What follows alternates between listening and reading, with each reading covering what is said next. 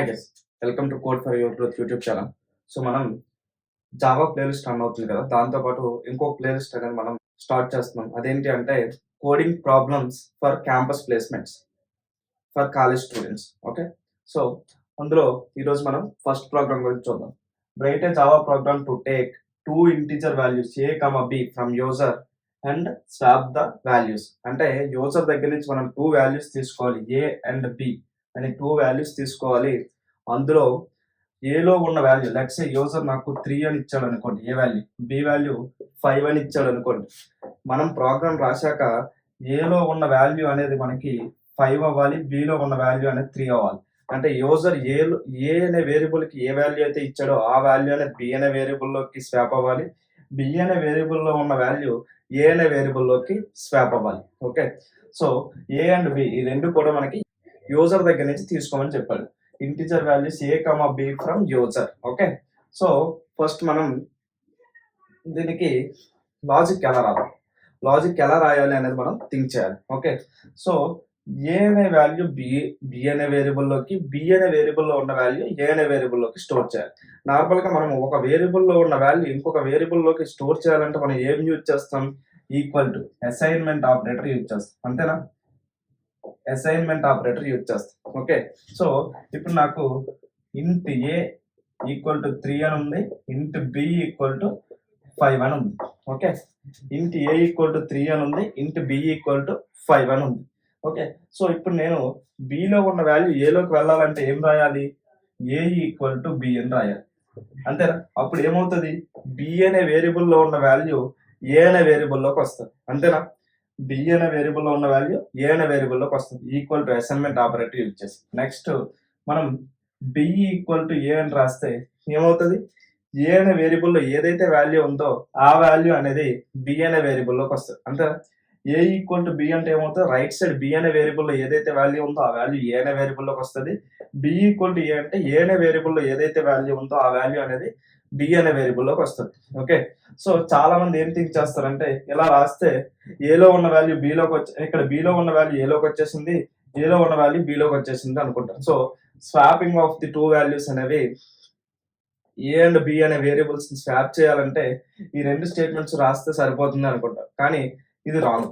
ఎందుకు, మనకి ఈ స్టేట్మెంట్ ద్వారా ఏమవుతుంది, మనకి మెమరీ లొకేషన్ లో 3 అనే వాల్యూ ఏ అనే వేరియబుల్లో స్టోర్ అవుతుంది, అంతేనా? నెక్స్ట్ 5 అనే వాల్యూ బి అనే వేరియబుల్లో స్టోర్ అవుతుంది, అంతేనా? నెక్స్ట్ ఏముంది, ఏ ఈక్వల్ టు బి అని ఉంది, అంటే బి అనే వేరియబుల్లో ఏదైతే వాల్యూ ఉందో ఆ వాల్యూ అనేది ఏ అనే వేరియబుల్లోకి స్టోర్ అవుతుంది. బి అనే వేరియబుల్లో ఏముంది, 5 ఉంది, అంతేనా? బి అనే వేరియబుల్ ఎంత ఉంది, 5 ఉంది. ఈ 5 అనేది ఎందులోకి స్టోర్ అవ్వాలని చెప్పింది, ఏ అనే వేరియబుల్లోకి స్టోర్ అవ్వాలని చెప్పారు. అంటే ఇక్కడ ఏ అనే వేరియబుల్లోకి ఎంత వస్తుంది, 5 వస్తుంది, అంతేనా? నెక్స్ట్ స్టేట్మెంట్ ఏముంది, బి ఈక్వల్ టు ఏ ఉంది. ఈ ఏ అనే వేరియబుల్ ఏదైతే వాల్యూ ఉందో ఆ వాల్యూ బి అనే వేరియబుల్లోకి వస్తుంది. ఏ అనే వేరియబుల్ ఇప్పుడు ఎంత ఉంది, మనకి 5 ఉంది, 3 లేదు. ఎందుకు, ఈ స్టేట్మెంట్ ద్వారా అప్డేట్ అయిపోయింది. మనకి ఏ అనే వేరియబుల్ ఎంతకు అప్డేట్ అయిపోయింది, 5కి అప్డేట్ అయిపోయింది. ఇప్పుడు నాకు బి ఈక్వల్ టు ఏ అంటే ఏ అనే వేరియబుల్ ఎంత ఉంది, 5 ఉంది, కాబట్టి బి అనేది మళ్ళీ 5కి అప్డేట్ అవుతుంది. ఇప్పుడు నేను system dot out dot println A, system dot out dot println B అని రాస్తే నాకు అవుట్పుట్ ఏమొస్తుంది, 5 అండ్ 5 అనే వస్తుంది. ఎందుకు, ఏ వాల్యూ ఎంత ఉంది, 5 ఉంది, బి వాల్యూ ఎంత ఉంది, 5 ఉంది, కాబట్టి రెండు వాల్యూస్ కూడా 5 అవుతుంది. కానీ మనకేం కావాలి, ఏ అనే వేరియబుల్లోకి 5 రావాలి, బి అనే వేరియబుల్లోకి 3 రావాలి. కాబట్టి ఈ స్టేట్మెంట్స్ అనేవి రాస్తే మనకి వర్కౌట్ అవ్వదు. కాబట్టి మనం ఏం చేయాలంటే థర్డ్ వేరియబుల్ అంటే టెంపరరీ వేరియబుల్ ఒకటి మనము తీసుకోవాలి. ఓకే, ఒక టెంపరరీ వేరియబుల్ తీసుకొని మనం ఈ ప్రాబ్లం అనేది సాల్వ్ చేయొచ్చు. Okay, int temp equal to A. So A అనే వేరియబుల్లో ఏదైతే ఉందో ఆ వాల్యూ అనేది నేను టెంప్ అనే ఒక వేరియబుల్లో స్టోర్ చేసుకుంటాను. ఓకే, నాకు ఫస్ట్ ఏ వాల్యూ ఎంత ఉంది, 3 ఉంది, బి వాల్యూ ఎంత ఉంది, 5 ఉంది. నేను ఇంకొక వేరియబుల్ టెంప్ అని క్రియేట్ చేసుకొని ఏ అనే వేరియబుల్లో ఎంతైతే ఉందో ఆ వాల్యూ అనేది టెంప్ అనే వేరియబుల్లోకి స్టోర్ చేస్తాను. ఏ అనే వేరియబుల్ ఎంత ఉంది, 3. సో ఇది నేను టెంప్ అనే వేరియబుల్లోకి స్టోర్ చేశాను. ఓకే, ఇప్పుడు నేను బిలో ఉన్న వాల్యూ అనేది ఏలోకి స్టోర్ చేశాను అనుకోండి. బిలో ఉన్న వాల్యూ ఏలోకి స్టోర్ చేసేస్తే ఇది 5 అవుతుంది. అంటే బిలో ఉన్న వాల్యూ ఏలోకి స్టోర్ చేయాలంటే ఏమవుతుంది, మాకు ఏ ఈక్వల్ టు బి అని రాస్తే బిలో ఉన్న వాల్యూ ఏలోకి వస్తుంది, అంతేనా? బిలో ఉన్న వాల్యూ ఏలోకి వస్తుంది. బిలో ఎంత ఉంది? 5 ఉంది. అది నాకు ఏ అనే వేరియబుల్లోకి 3 అరేజ్ అయ్యి 5 వస్తుంది. ఓకే. నెక్స్ట్ నేను ఇప్పుడు నాకు ఏ వేరియబుల్లోకి 5 వచ్చింది అంటే బి అనే వేరియబుల్ ఏదైతే వాల్యూ ఉందో అది ఏ అనే వేరియబుల్లోకి వచ్చేసింది. ఇప్పుడు మనకి బి అనే వేరియబుల్లోకి ఏ అనే వేరియబుల్లో ఎంతైతే డేటా ఉందో అది రావాలి. ఏ అనే వేరియబుల్ ఎంత ఉంది? మనకి 3 ఉంది. ఆ 3 అనేది 3 వేరియబుల్స్లో ఎక్కడుంది? మనకి టెంప్ అనే వేరియబుల్లో ఉంది. అంతేనా? ఏ వేరియబుల్లో 5 ఉంది, బి వేరియబుల్లో 5 ఉంది, టెంప్ అనే వేరియబుల్లో 3 ఉంది. కాబట్టి మనము బి ఈక్వల్ టు టెంప్ అని రాసాం అనుకోండి. నాకు టెంప్ అనే వేరియబుల్ ఎంత ఉంది? 3 ఉంది. ఆ 3 అనేది ఇప్పుడు నాకు బి అనే వేరియబుల్లో స్టోర్ అవుతుంది. అంటే ఈ 5 అరేజ్ అయ్యి నాకు ఏమవుతుంది? 3 అవుతుంది. అంతేనా? సో ఈ విధంగా మనము ఫస్ట్ ఏ అనే వేరియబుల్లో ఏదైతే వాల్యూ ఉందో ఆ వాల్యూ ఒక టెంపరరీ వేరియబుల్లోకి స్టోర్ చేసుకొని బి అనే వేరియబుల్లో ఉన్న డేటా ఏ అనే వేరియబుల్లోకి స్టోర్ చేసుకొని ఆ తర్వాత టెంపరరీ వేరియబుల్లో మనం స్టోర్ చేసిన ఏ యొక్క వాల్యూ అనేది బి అనే వేరియబుల్లోకి స్టోర్ చేసుకోవాలి.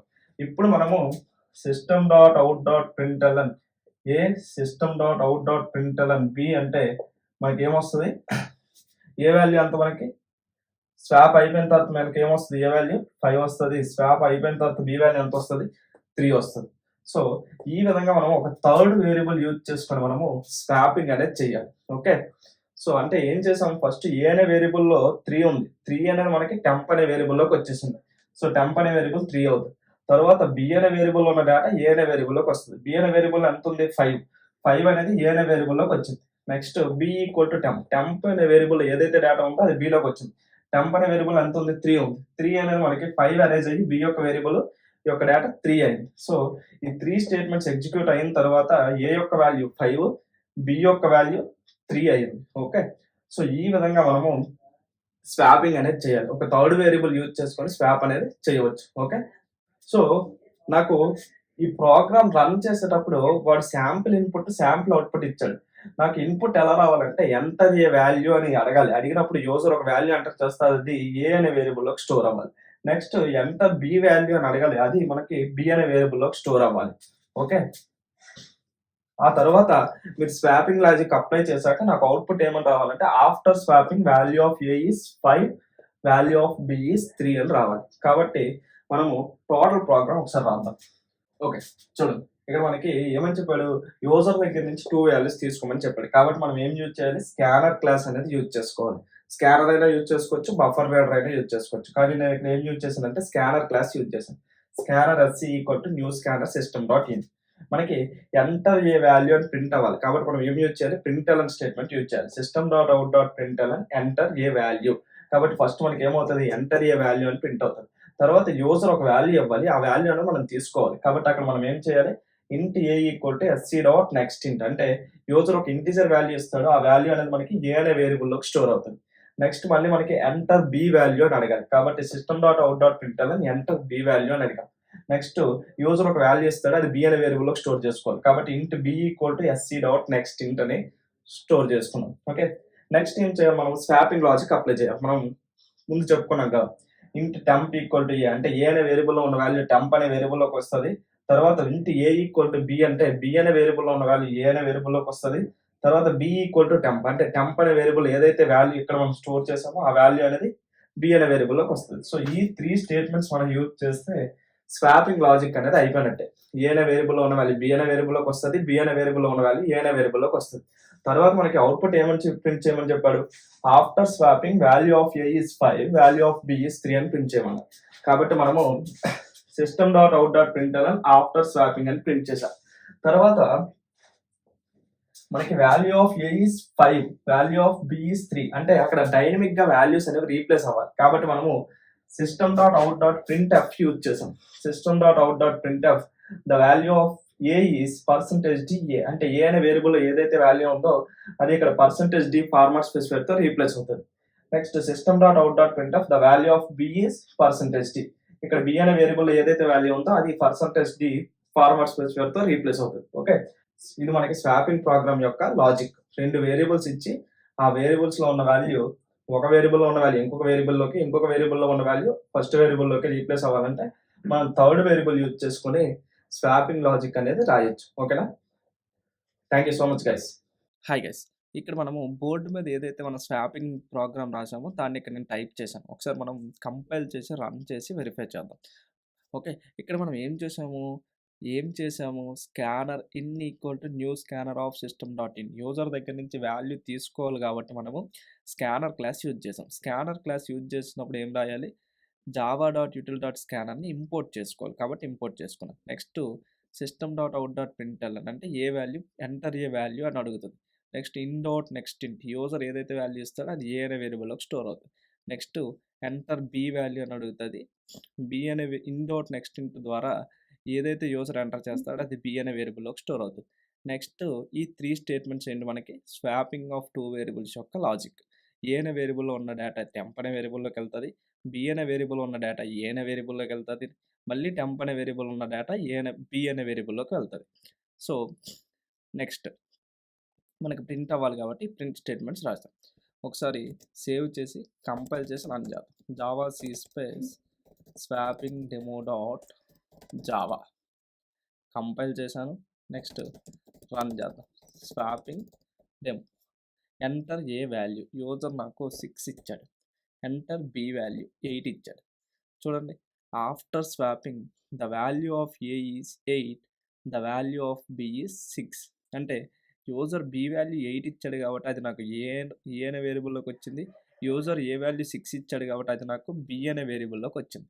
సో ఈ విధంగా మనము స్వాపింగ్ ఆఫ్ 2 వేరియబుల్స్ యొక్క లాజిక్ అనేది రాసుకోవాలి. ఓకేనా? Thank you so much guys.